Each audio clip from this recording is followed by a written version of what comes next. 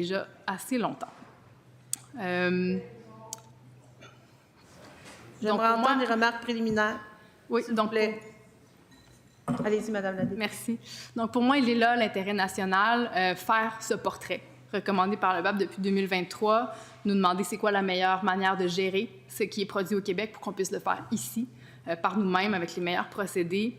Et je trouve ça irresponsable, en fait, de céder au lobby d'une entreprise pour lui permettre de continuer ses activités pendant des décennies, hein, parce que ça va leur permettre de continuer jusqu'à la fin des années 60, sans savoir si c'est vraiment ça le meilleur choix pour le Québec. On n'est pas équipé pour savoir si c'est le meilleur choix pour le Québec, ce qui est fait en ce moment. Puis les importations de déchets dangereux des États-Unis, pour lesquelles la ministre nous dit que c'est impossible de freiner ça en ce moment. Les États-Unis, c'est un des seuls pays dans le monde, avec Haïti, qui n'a pas ratifié la Convention de Bâle sur les déchets dangereux. Et puis eux, quand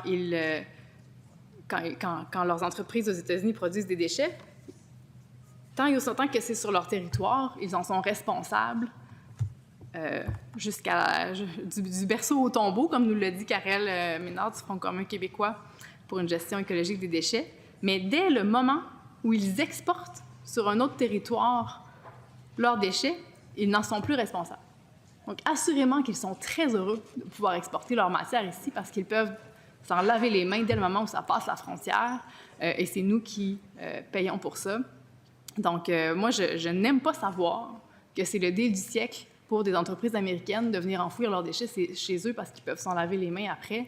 Je préférerais qu'on puisse éventuellement leur fermer la porte et qu'ils gèrent eux-mêmes leurs déchets dangereux et qu'on gère les nôtres chez nous.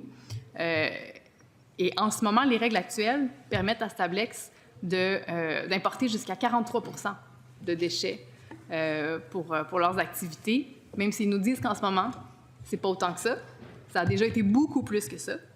Et le plafond actuel, il doit être réduit, donc vous allez voir qu'on va vouloir agir là-dessus pendant le projet de loi.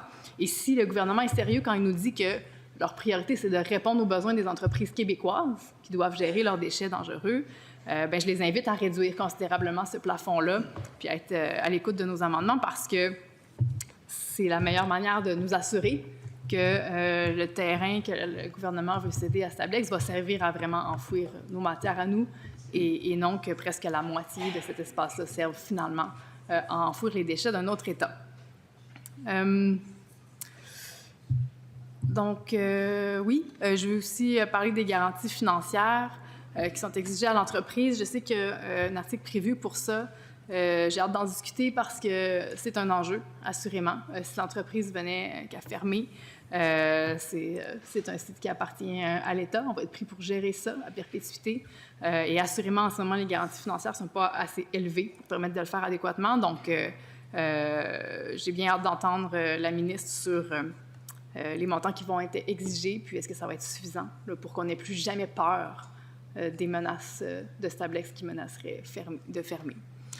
Donc, on a été clair, on va voter contre le projet de loi, mais d'ici là, on va avoir plusieurs suggestions pour améliorer le projet de loi, pour essayer d'amoindrir ses effets négatifs, puis nous assurer que le projet de loi répond le mieux possible aux besoins des Québécois, malgré le contexte dont ça serait bien passé en ce moment.